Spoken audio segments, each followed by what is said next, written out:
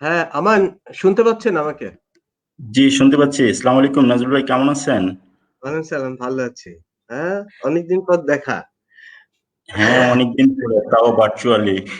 হ্যাঁ, আপনার সাথে লাস্ট কত বছর আগে দেখা হয়েছে?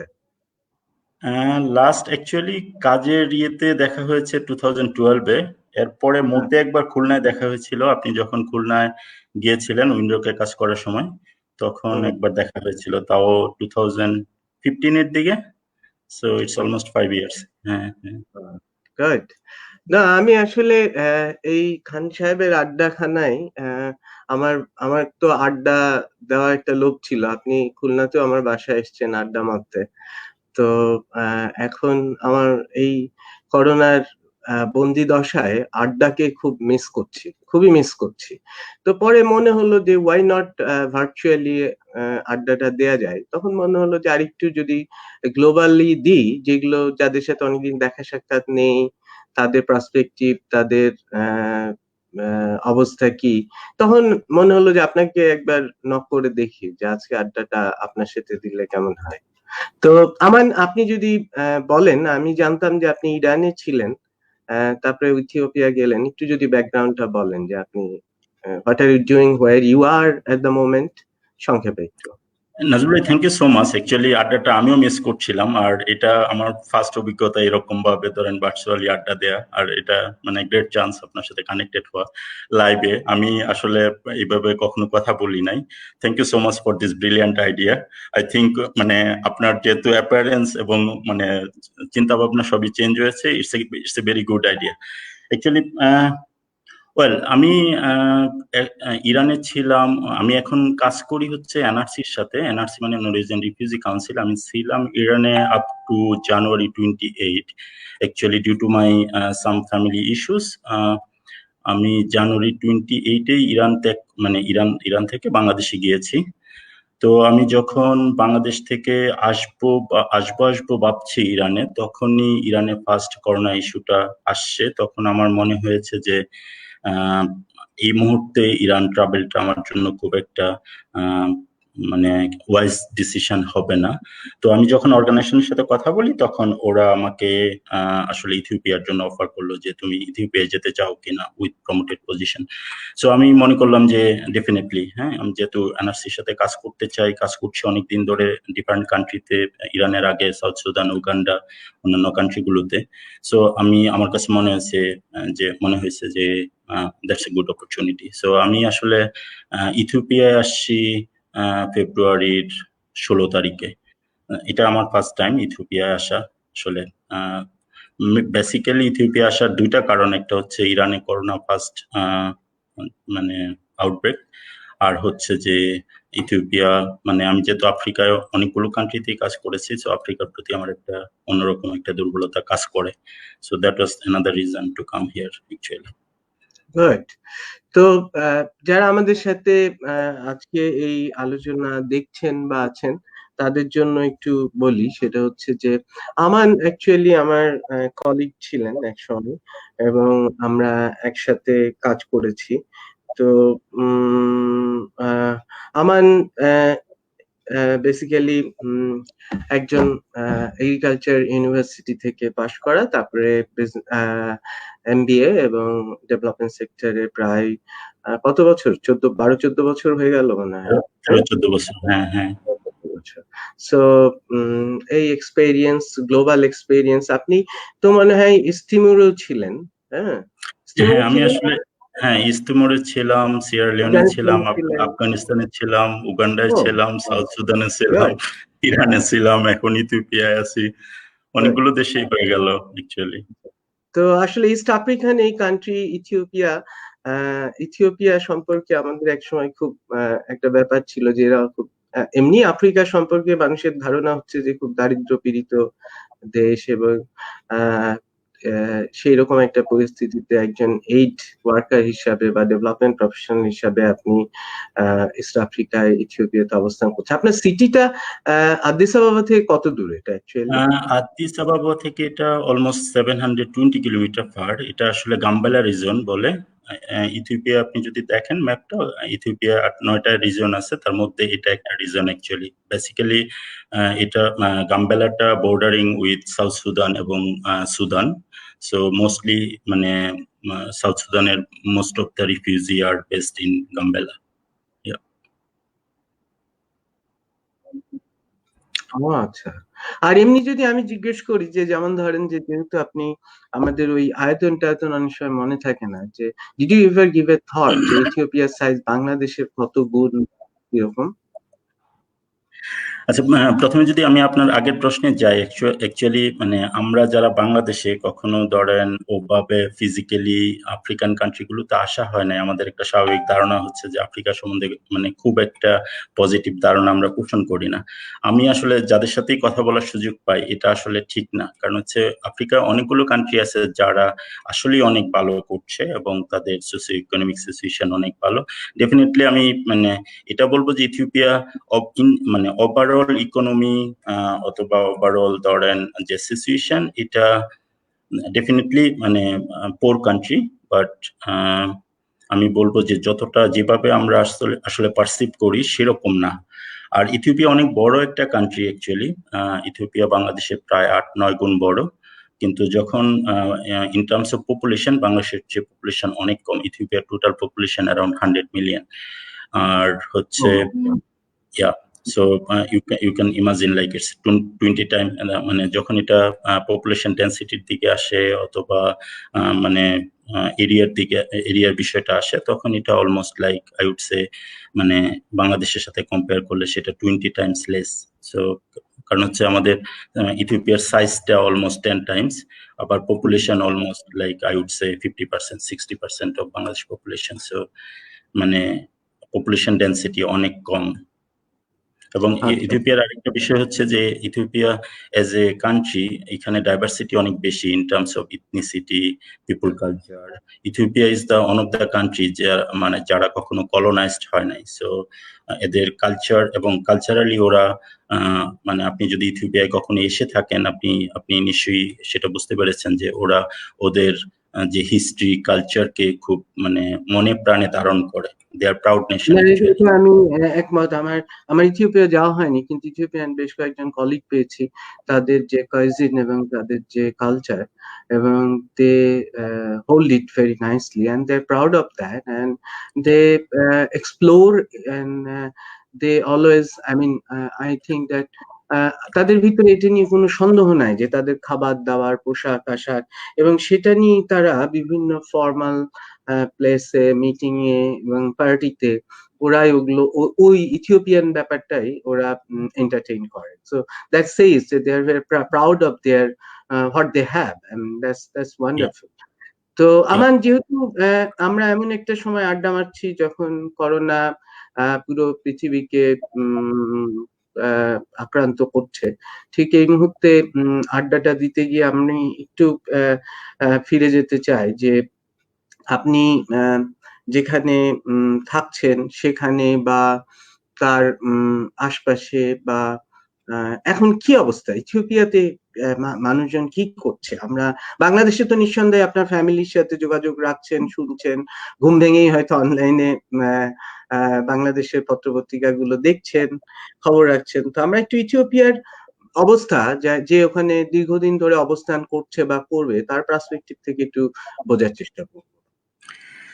নাজমুল ভাই, thank you so much. Actually মানে আপনি এটা শুধু বাংলাদেশে কেন, এখন সারা ওয়ার্ল্ডেরই ধরেন আপনি একটা মানে আমাদের জন্য খুবই ডিফিকাল্ট টাইম, মানে করোনা বিষয়টা মানে আমাদের লাইফ টাইমে এই প্রথম আমি আমার লাইফ টাইম দিয়ে যদি চিন্তা করি যে আমার কাজ, আমার action can save someone life in truly. মানে আমি যদিও হিউম্যানিটেরিয়ান ওয়ার্কার, আমি কাজ করি এনআরসির সাথে। NRC truly humanitarian organisation.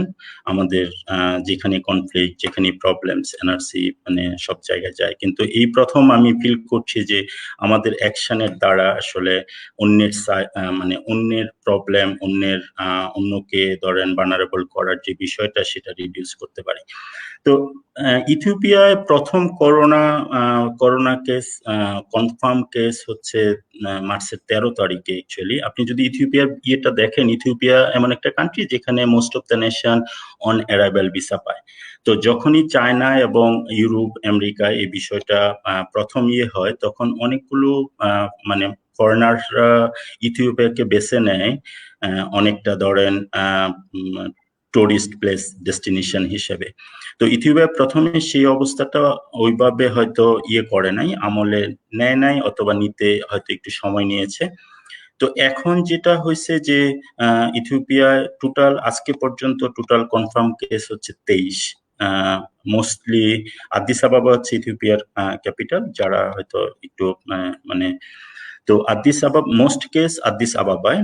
আর দুইটা কেস পাওয়া গেছে দুইটা রিজনে, একটা হচ্ছে ওরোমিও রিজন, গাম্বেলা একটা রিজন, আমি যেহেতু আগে বলেছি যে 8টা-9টা রিজন আছে, আরেকটা হচ্ছে যে টিগ্রিস রিজন। সো ওই দুইটা রিজনই এখন কমপ্লিট লকডাউন, আর আদিস কমপ্লিট লকডাউন। এবং ইথিওপিয়া বেসিক্যালি সমস্ত ট্রাভেল, ফ্লাইটস এবং ম্যান্ডেটরি কোয়ারেন্টাইন সিস্টেমটা চালু করেছে মার্চের 15 তারিখে। সো ফার্স্ট কনফার্ম কেস 13 তারিখ, মানে আর হচ্ছে যে quarantine, mandatory flight cancellation, mandatory কি বলে লকডাউন, এই বিষয়গুলো ওরা ইমপ্লিমেন্ট শুরু করেছে 15 তারিখ। সোফার কেস যদি দেখি যে 20 আউট অফ 23, যেটা আমাদের মধ্যে একটা বিষয় আছে যে মানে যারা বয়স্ক অথবা যাদের বিভিন্ন রকম প্রবলেম আছে, লাইক এসএবি এইডস, যেহেতু এসএবি এইডস একটা ইথিওপিয়া একটা অথবা আফ্রিকান কান্ট্রিগুলোতে ভেরি কমন, এবং ম্যালেরিয়া, তাদের লাইক তারা বেশি ভালনারেবল। কিন্তু out of 23, almost 8 people are in between 30 to 50 age group. So এটাও একটা অ্যালার্মিং বিষয় যে কিভাবে, কিন্তু আমরা যেটা ধারণা করছি, যেহেতু মানে ইথিওপিয়ায় আসলে ট্র্যাকিং সিস্টেমটা খুব একটা গ্লোবাল লেভেলের না, স্ট্যান্ডার্ডাইজ না। সো যারা আসলে এক্সপোজড হয়েছে, কাদের সাথে মিশেছে, কোথায় কোথায় ট্রাভেল করেছে, এটা ট্র্যাক করা খুব মুশকিল। এবং এটা যেহেতু আগে কথা বলছিলাম ইথিওপিয়ার কালচার নিয়ে, যে ওরা যেহেতু অনেক বেশি নিজেদের কালচার নিয়ে ধরেন অনেক বেশি প্রাউড ফিল করে, মেনটেন করে, সো কালচারালিও এটা অনেক ডিফিকাল্ট এটা মেনটেন করা। আমরা হয়তো কোনো একটা সময় এই বিষয়টা নিয়ে ডিটেইল আমি এই বিষয়ে আবার ফিরবো যে করোনায় সংখ্যা তথ্য এবং ওদের অবস্থা নিয়ে। তো আমি দেখতে পাচ্ছি যে খুব ইন্টারেস্টিং, আমাদের হচ্ছে আমরা যখন গল্প করছি তখন আমাদের খুব ঘনিষ্ঠ এবং শ্রদ্ধাস্পদ ব্যক্তি নূর ভাই, শাহনাজ আপা আমাদেরকে দেখছেন। আমার খুব ভালো লাগছে যে আমাদের এক সময়কার মানে যাদের সাথে আমরা কাজ করার সৌভাগ্য হয়েছে, তারা আছেন, এবং তাদেরকে অনেক ধন্যবাদ যে আমাদেরকে দেখছেন বা শুনছেন। তো আমার নূর ভাই আমাকে বলছে যে আমাকে কালকের থেকে নাকি আজকে অনেক ওয়াইজ দেখাচ্ছে। তো ওয়াইজ মানে স্মার্ট কিনা আমি জানি না। কিন্তু দ্যাটস ট্রু, মানে আপনি অলওয়েজ ওয়াইজ, মেবি আজকে একটু বেশি প্রিপেয়ার্ড, মানে অন এয়ারে বেশি প্রিপেয়ার অ্যাকচুয়ালি। না, কালকে আমি যখন ফামিদের সাথে কথা বলছিলাম তার আগ পর্যন্ত আমি আরেকটা কাজে ব্যস্ত ছিলাম, so I couldn't really give time to arrange this kind of live, and it was first time for me as well, so I was little confused, and I entered at the age of 50, so you know that we are not that tech smart like so it takes time to get acquainted with this situation. So thank you Aman, thanks যারা আমাদেরকে দেখছেন। আর এর মধ্যে আমি আরেকটা কথা বলতে চাই, সেটা হচ্ছে যে আপনি যখন এই কথাটা তুললেনই যে ইথিওপিয়ার কালচার খুব রিচ এবং তাদের কালচারটা একটু ডিফারেন্ট, তো সেই প্রসঙ্গে আবার যাব। এবং আমি আরেকটা জিনিস বোঝার চেষ্টা করবো যে আপনি যে বললেন না লকডাউন, কয়েকটা রিজিয়নকে লকডাউন করেছে, তো আপনি যেহেতু বললেন আফ্রিকা, ইথিওপিয়া হচ্ছে 8-9টা বাংলাদেশের সমান এবং 2-3টা রিজিয়নকে লকডাউন করেছে, so it's look like that the size the regions are lockdown are almost মানে মানে বাংলাদেশের মতো 2-3টা দেশকে ওরা লকডাউন করে গেছে। তো ডু হ্যাভ এনি আইডিয়া যে এই লকডাউন গুলো কিরকম পর্যায়ে মেইনটেইন হচ্ছে, কি অবস্থা, এরকম কিছু যদি বলেন? মানে আপনার এরিয়া তো মানে লকডাউনের ভিতর পড়েনি, তাই না? না, গাম্বেলা এখনো লকডাউনের মধ্যে না, কিন্তু আপনি যদি এখানে লকডাউনের বিষয়টা দেখেন, যেহেতু কান্ট্রিটা অনেক বড় এবং most of the travel by flight অথবা by road.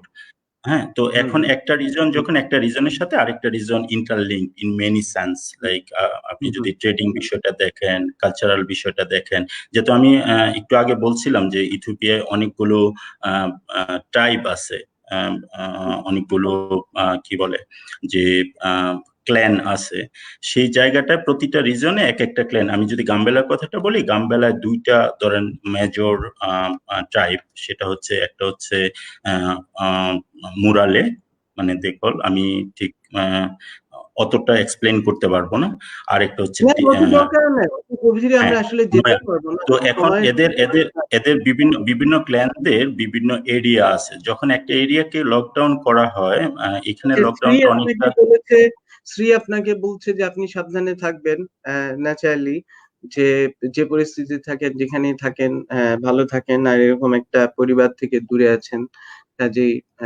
Everybody will be concern about you. বাবিকে আমার সালাম দিয়েন, এবং বাবিকে অনেকদিন ধরে দেখি না, এবং থ্যাংক ইউ সো মাচ বাবি। একদিন আমরা গ্রুপ আড্ডা মারবো। হ্যাঁ, শিওর, দ্যাট উড বি। তো যেটা বলছিলাম, তো এখন যখন লকডাউন বিষয়টা বলা হয়, তখন ওরা যখন এখানে লকডাউনটা মানে হচ্ছে আপনি ধরেন একটা সিঙ্গেল রোড আদিসের সাথে কানেক্টেড, এটা অনেকটা ধরেন যখন একটা মেইন রোড, মানে যখন মেইন রোডকে ব্লক করে দেওয়া হয়, তখন ওই রিজনের বাহিরে যাওয়ার ধরেন যে ফিডার রোড গুলো আছে সেগুলো ব্লক হয়ে যায়, এবং মানুষ ওই রিজনটার মধ্যেই কনফাইন্ড হয়ে যায়। সো এখানে লকডাউনটা মানে ইজি কম্পেয়ার, আমি যেহেতু বাংলাদেশের সাথে কম্পেয়ার করি, এখানে লকডাউনটা ইজি, কারণ হচ্ছে মানুষের মুভমেন্ট তখন, যেহেতু ধরেন মানুষ বেশিরভাগ ক্ষেত্রেই বিভিন্ন কাজে, চাকরি সুবাদে, বিজনেসের বিষয়ে ক্যাপিটালে যেতে চায়, আর ক্যাপিটালে যেতে চাইলে তাদেরকে মেন রোড ইউজ করতে হয়। তো মেন রোড যখন ব্লক করা হয়, তখন অনেকটা তাদের কমিউনিকেশনটা কাট অফ হয়ে যায়। সো এটা অনেকটা ইজি। তো এখানে যখন লকডাউন বলা হচ্ছে, তখন ওরা আবার আরেকটা, মানে যেটা কিছু বিষয় ইনক্লুড করেছে, সেটা হচ্ছে সমস্ত মস্ক, চার্চ, ওয়েডিং, গ্যাদারিং, মানে প্রোহিবিটেড। সো এটা অনেকটা। ল এনফোর্সমেন্ট এজেন্সি গুলো কি খুব অ্যাক্টিভ এগুলো মেনটেন করার ক্ষেত্রে?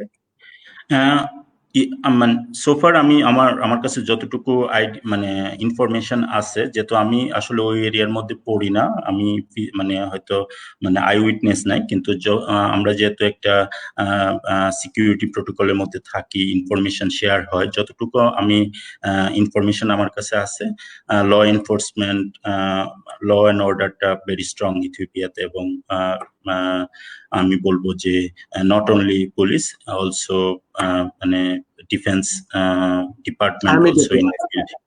ইয়া সো আচ্ছা, আরেকটা এখানে আরেকটা বিষয় বলে রাখা উচিত, প্রত্যেকটা রিজনেরই তাদের নিজেদের আমি বলবো যে আর্ম ফোর্স আছে বা আর্মি আছে। সো এটা আরেকটা বিষয় যে রিজনাল লেভেলেই তারা মেনটেন করতে পারে, বাংলাদেশের মতো এরকম সেন্ট্রালি তাদের একটা কোঅর্ডিনেশন আছে, কিন্তু প্রতিটা রিজনে তাদের নিজস্ব, ওরা বলে রিজনাল গভর্নমেন্টের আন্ডারে তাদের নিজস্ব maximum autonomy kind of factor that they have their own defence system.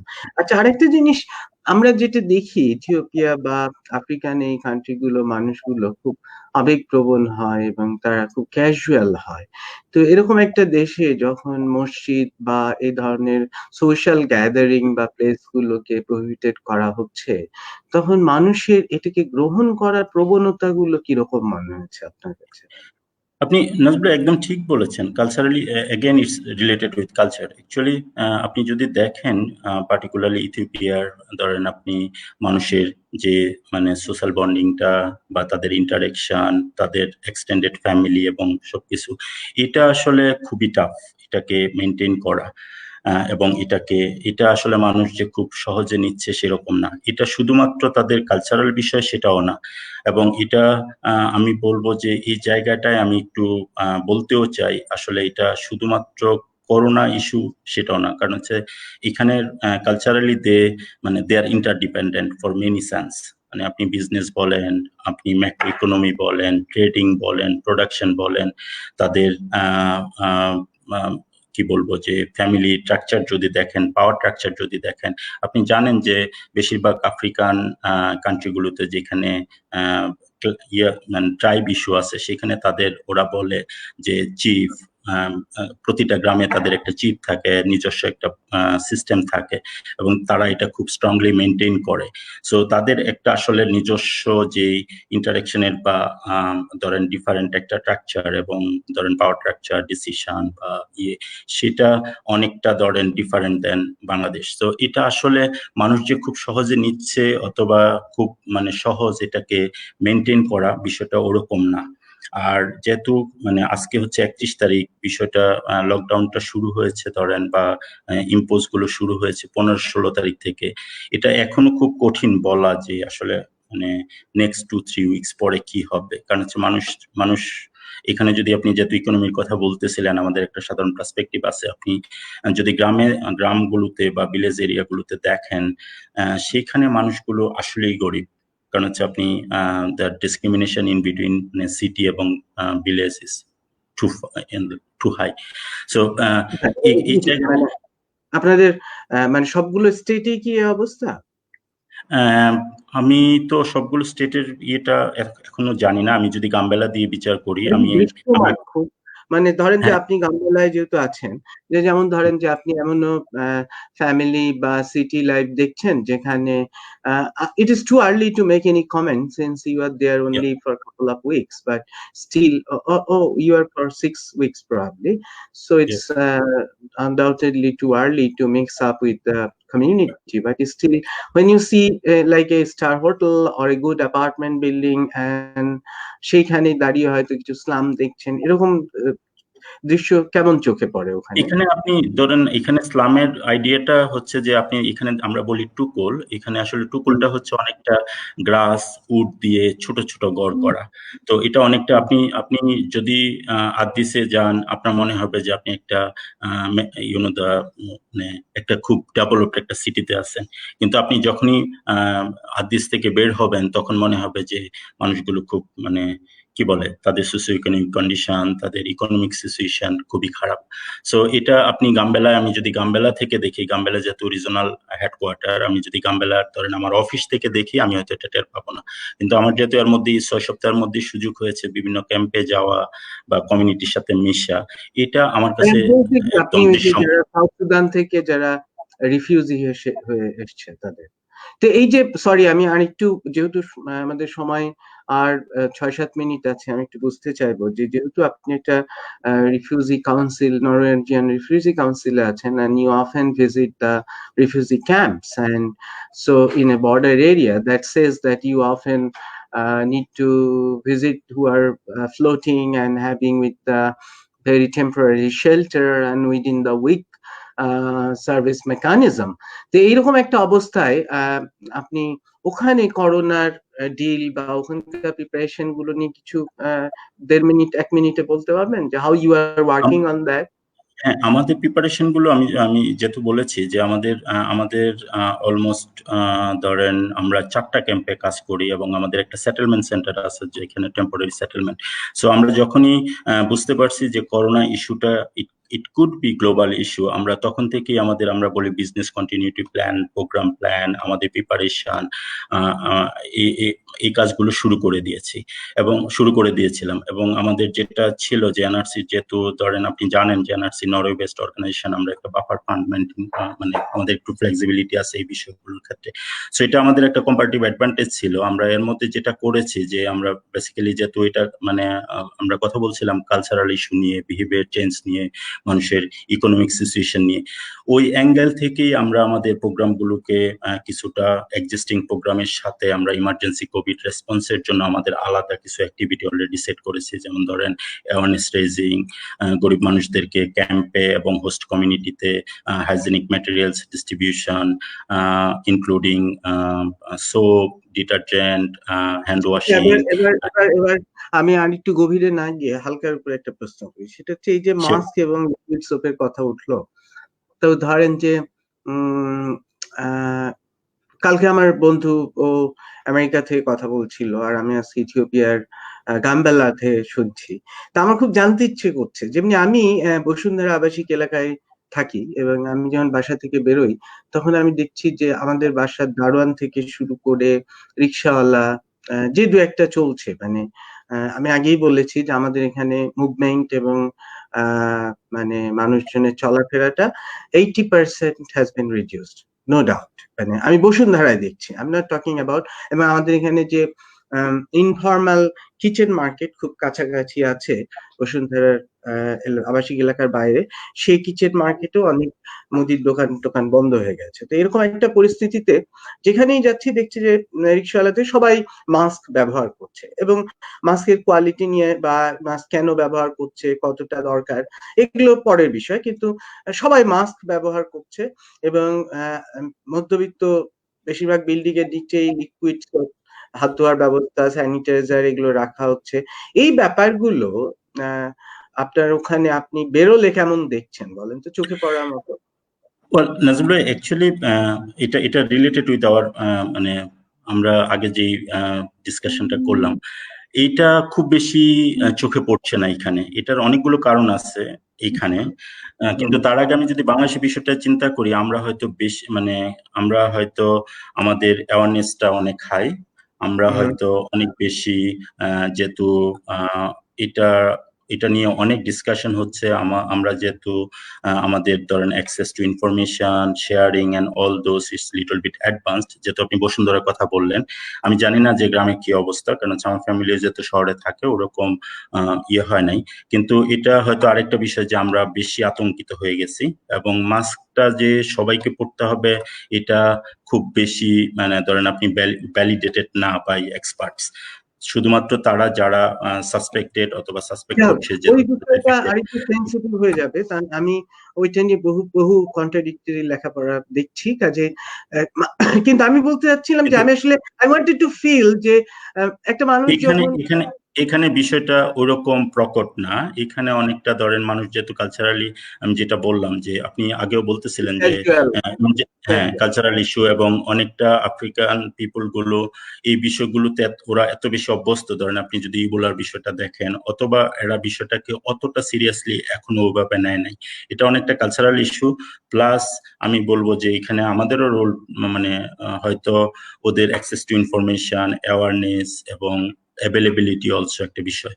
So আমরা তো আমাদের কাভারেজটা যদি দেখি, আমরা মোস্টলি ফোকাস অন মানে ক্যাম্প। কিন্তু যদি বাহিরে হোস্ট কমিউনিটি বিষয়গুলো দেখি, ওরা চাইলেই যে মাস্ক মানে পাবে সেরকমও না। আর আপনি যেহেতু বলতেছিলেন যে সবার যেহেতু আহ, এ- সম্পর্ক করবো, যেহেতু আমাদের সময় কমে আসছে আমান, সেটা হচ্ছে দুটো প্রশ্ন করবো। সেটা হচ্ছে যে আপনি কি বাজারে যাচ্ছেন এই সময়? আমি আসলে যাচ্ছি না। আমি হুম। গত এক সপ্তাহে আমি যে কম্পাউন্ডটায় থাকি এটা এনআরসি কনস্ট্রাক্টেড কম্পাউন্ড, মানে আমার অফিস কাম রেসিডেন্স। আমি যাচ্ছি না, কিন্তু আমি আসলে আমার কোক বা আমার যে ড্রাইভার অথবা আমার যে গার্ড আছে তাদেরকে আমি আসলে সরি টু সে মানে তারা তারাই না না, মানে বিশেষ করে হ্যাঁ, এক্সপ্যাট হিসেবে হ্যাঁ। একটু বেশি সেফটি সিকিউরিটির ব্যাপারে অর্গানাইজেশন কনসার্ন থাকে, দেয়ার ইজ নো এবং ডাউট আমরা অ্যাবাউট আমরা দ্যাট। আমরা ওয়ার্ক ফ্রম হোম যেহেতু এনকারেজ করছি, আমরা আসলে ইনসেনটিভদেরকে আপনি আবার জিজ্ঞেস করতে পারেন কিভাবে কাজটা করছি। আমাদের প্রতিটা ক্যাম্পেই রিফিউজি ইনসেনটিভ আছে, ইনসেনটিভ ওয়ার্কার্স বলি আমরা, তাদেরকে ইউজ করছি অনলাইন।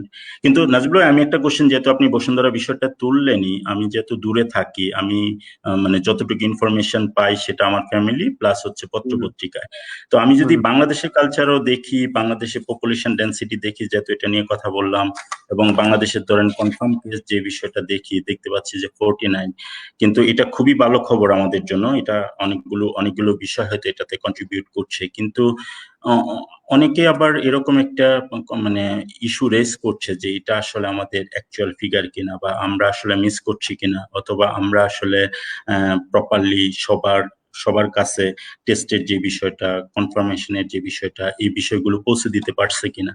এবং এটা আসলে যে লকডাউন যেহেতু আজকে শুনলাম যে 14 তারিখ পর্যন্ত গভর্নমেন্ট অফিস বন্ধ এবং এটা এক্সটেন্ড হইতে পারে, সো এটা যেহেতু রিলেটেড উইথ বাংলাদেশে যদি দেখেন most of the people depends on মানে ডেইলি ওয়েজেস এবং ছোট ছোট বিজনেসের বিষয়টা, মেট্রো না, ইকোনমি আপনার বিষয়। প্রশ্নটা বুঝতে পারছি। আপনি বলতে চাচ্ছেন যে যে এই যে নাম্বার গুলো বলছে এবং এই নাম্বারের পাশাপাশি এত ডেন্স একটা কান্ট্রিতে এগুলো কতটা রিয়েলিস্টিক বা এটা কি এটা এটা অবশ্যই আশা জাগানিয়া এবং এটাই এক্সপেক্টেড এবং এটা যদি না মানে না না ধরেন fine, I got your point. আমি খালি একটা কথাই বলছি বা আরো অনেক জায়গাতেই যখন এই প্রশ্নটা আসছে আমি আই এম ক্লোজলি, কালকে আমার এক বন্ধু who is a bio chemist, head of department of biochemistry, সাবিপ্রবির, ওকে আমি কালকে 9টায় ইনভাইট করেছি বসার জন্য এই লাইভে। ইফ ইউ হ্যাভ টাইম আপনি দেখেন। তো আমি আমার যে সমস্ত বন্ধু দেশের বাইরে মাইক্রোবায়োলজিস্ট বা আছে তাদের সাথেও কথা বলছি বা মিডিয়ার সাথে কথা বলছি, একটা জিনিস হচ্ছে আমার সাউথ এশিয়াতে trend of the you know cases are really slow. It is a definitely a positive thing, as well as it's a concern that whether we have that really the mechanism to find the cases. এটাও একটা বড় ব্যাপার। তো আপনি যেরকম বলছেন এটা আসলে মিক্স প্রতিক্রিয়া আমাদেরও, যে এটা স্লো যাচ্ছে সাউথ এশিয়া, যেমনি আপনি Sri Lanka, Nepal, India, Myanmar case দেখবেন, সেখানে কিন্তু আমাদের সবারই ট্রেন্ড গুলো একই ভাবে যাচ্ছে। এবং সাউথ এশিয়ার ডেন্সিটি এবং এখানকার মানুষের কালচার গুলো অনেকটা একই রকম, পাকিস্তান সব মিলিয়ে। তো সেটা যদি বলেন তাহলে আমি বলবো যে সেই দিক থেকে this is nothing very alarming, যে না আমরা একেবারেই ধরতে পারছি না বা এরকম না। কারণ this is the normal phenomena here, number one. Number two হচ্ছে যে আমি একটা জিনিস বোঝার চেষ্টা করছি, যে আমি আপনার সাথে কথা বলছি, you are sitting in Ethiopia, I am here, এবং আই এম টকিং উইথ আমার আরানি, ভাটপাড়া, পুঠিয়া, দেন খাগড়াছড়ি, সব জায়গায় কথা বলছি, তাই না? আমাদের বন্ধু বান্ধব ছড়িয়ে আছে, সবাই চেষ্টা করলে উইদিন এ সেকেন্ড একটা ভিডিও ক্লিপ নিতে পারে, within a minute, within a second একটা স্ট্যাটাস দিতে পারে। ঠিক আছে, আপনি দেখেন যে কালকে আমরা যে 6টা কেস নিয়ে খুব আলোচনা ছিল সোশ্যাল মিডিয়াতে, দিস ইজ স্যাড এরকম ঘটনা ঘটছে, কিন্তু 6টা কেস নিয়ে একটা 16 কোটি দেশে 6টা কেস মিসহ্যান্ডেল হয়েছে বা মিসম্যানেজমেন্ট হয়েছে, হ্যাঁ, এরকম করোনা পরিস্থিতিতে, এবং সেগুলোই সবই সোশ্যাল মিডিয়া এসছে, তাই না? মানে এই 6টা কেস এসছে। তো এবং এই 6টা কেস যখন এসছে, this case could be 60 or 600 or 6000, because the you know uh, the system of access to information is so fast and so modern. So even though the government যে ডাটাটা দিচ্ছে তার সাথে যদি আমি সোশ্যাল মিডিয়া গুজবের ডাটা গুলো মিলাই, হ্যাঁ, তাহলে আসলে কি খুব ভ্যারি করছে? অথবা যদি আমি আরেকটা প্রশ্ন এভাবে মাঝে মাঝে করি, সেটা হচ্ছে, আমি জানি না, আমি ভুল হতে পারি, যে বিদেশ থেকে যারা আসছে তাদের কোয়ারেন্টাইনের জন্য আশকোনাতে 300 বেডের একটা কোয়ারেন্টাইন সেন্টার করেছে, and you know that army is responsible for that. In that quarantine they have around 300 beds with 3 times meal, 2 times snacks, newspaper, televisions, air conditions room with the proper WHO guided. You'll be surprise to know যে 300 জনের ভিতরে বেডে 30 জন কোয়ারেন্টাইনে ছিল, যাদের ভিতরে আজকে 3জনকে মনে হয় ক্লিন চিট দিয়ে ছেড়েছে।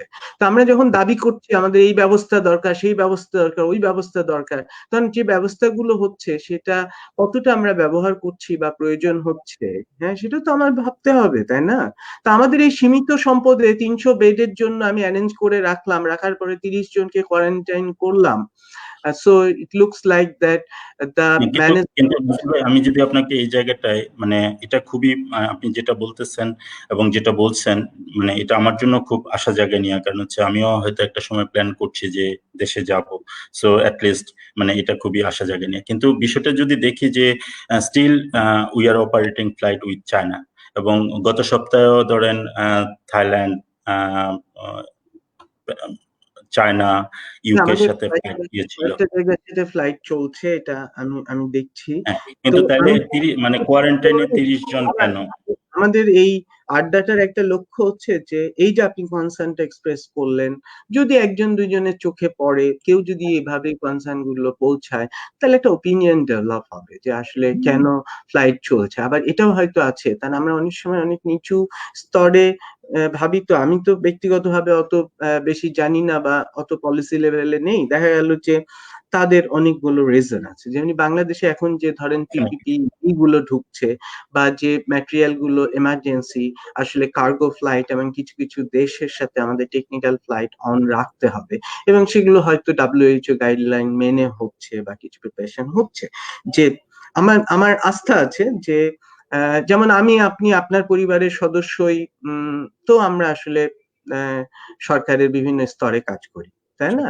এগুলোকে যদি খুব বড় লুপহোলস হতো এবং ফ্লস থাকতো, এগুলো অনেকদিন আগে হয়তো বেরিয়ে যেত। আমার সেই বিষয়ে কোনো সন্দেহ নাই। আমার কথাটা হচ্ছে যে যদি ফ্লাইট চলে তাহলে হয়তো কোয়ারেন্টাইনের সংখ্যাটা, এটা কি আসলে আমরা যেতে চাচ্ছি না, না গভর্নমেন্টের দিক থেকে তো সমস্ত প্রিপারেশন, যেটা বললেন যে 300 বেড, এবং কিন্তু মানে 300 বেডের মধ্যে 30 জন কোয়ারেন্টাইনে যাচ্ছে, এটা কি আসলে আমাদের দিক থেকে রেজিস্ট্যান্সটা কিনা? এটা শুধু গভর্নমেন্টের বিষয়টা তো না।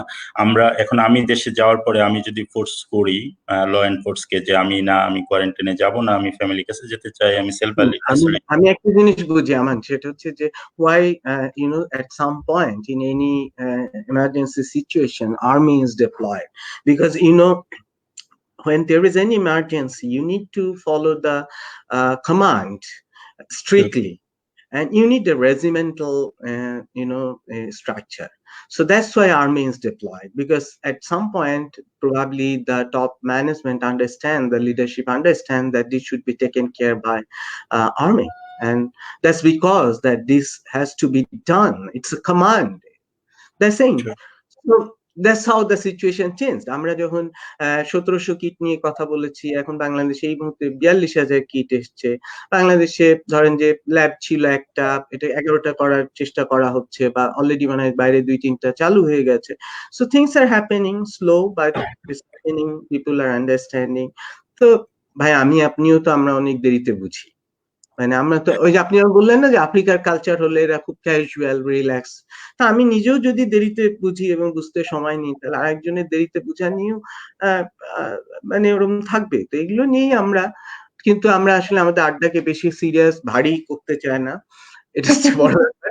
কিন্তু আপনার সাথে কথা বললে এবং এই যে আমরা এত গুলো পরিবেশ বুঝলাম, আমি একটু বুঝতে চেষ্টা করছিলাম যে আপনাদের সবজি কিনতে গেলে র্যাক ফাঁকা হচ্ছে কিনা, এরকম কোনো ইস্যু আছে কিনা, যে আপনার যে যাচ্ছে বাজার করতে সে সবজি পাচ্ছে কিনা ঠিকঠাক, এরকম কোনো খবর পাচ্ছেন কিনা, ডিম বাজারে পাওয়া যাচ্ছে কিনা। আপনাদের ওখানে তো লকডাউন নেই, গাম্বেলাতে কোনো সমস্যা নেই। না, এখনো সবজির ক্ষেত্রে হয় নাই, কিন্তু আমরা যেটা আমাদের অপারেশনাল দিক থেকে আমরা ফুয়েল ক্রাইসিস শুরু হচ্ছে, আমরা হয়তো চিন্তা করছি এখানে যে আরো যে অপারেশনাল বিষয়গুলো আছে, যেহেতু আমি আগে বলছিলাম যে একটা রিজনের সাথে আরেকটা রিজন ইন্টারলিঙ্কড, এবং ধরেন transport in one road, so এটার একটা ইম্প্যাক্ট আমরা আছে, কিন্তু এটা টু আমাদের আর্লি। আড্ডা ভালো হ্যাঁ, লাগছে হ্যাঁ, আমার, কিন্তু আমার মনে হয় যে আমরা একটু ব্রেক নিব। ব্রেক না মানে আমাদের থামতে হবে, তাই না? আমি শিওর। আহ, চাচ্ছিলাম যে এটা 30 মিনিটের ভিতর শেষ করতে, কিন্তু এটা খুব ইন্টারেস্টিং আন্তঃমহাদেশীয় একটি আড্ডা আমরা চালাচ্ছিলাম, তো ভাল লাগলো। তো আমরা হয়তো আবারও কোনো একটা মুহূর্তে will catch up with you, এবং আবার আড্ডা মারবো। এবং যারা আমাদের সাথে ছিলেন বা এখন আছেন, আহ আহ তো যেমনি শ্রী এখানে একটা মেসেজ দিছে যে রান্না করা খাবার দেওয়া হচ্ছে, তো রান্না করা খাবার দেওয়া হচ্ছে, যে আমি বুঝতে পারলাম যে এটা হচ্ছে যে মানে কোয়ারেন্টাইন সেন্টার গুলোতে মনে হয় বোঝাতে চাচ্ছে। আমি এখানে দেখছি যে আমাদের বন্ধু ফাতেমা সুমি, আমার এক বন্ধুর বোন এবং আরেক বন্ধুর স্ত্রী সে, তো সে দেখছে। তারপরে হচ্ছে আমি দেখছি যে রিয়াজ ভাই কিছুক্ষণ আগে দেখছিলেন, আমার খুব ভালো লাগছিল। আমাদের ছোট ভাই আরেকজন দেখছিল। সবাইকে যারা এতক্ষণ পর্যন্ত আমাদের সাথে ছিলেন এই আড্ডায়, সবাইকে ধন্যবাদ। উম আমান। নাজমুল ভাই, ধন্যবাদ আপনাকে এরকম একটা ভালো উদ্যোগ নেওয়ার জন্য, এবং আশা করি আমরা এটা কন্টিনিউ করব, এবং আমি চেষ্টা করব আপনার নেক্সট এপিসোড অথবা আপনি যার সাথে কথা বলবেন সেটাকে ফলো করার। Thank you so much. ভালো থাকবেন। বাবিকে আমার সালাম দিবেন। কয়টা বাজে? সন্ধ্যে ৭টা না ৬টা? কয়টা? আমার এখানে 6:40 বাজে। ৬টা ৪০। তো ভালো থাকেন। জি, আহ, ভালো হ্যাঁ, থাকবেন, দোয়া করবেন। জি, জি। থ্যাংক সবাইকে ইউ সো মাচ। ধন্যবাদ। হ্যাঁ, thank you.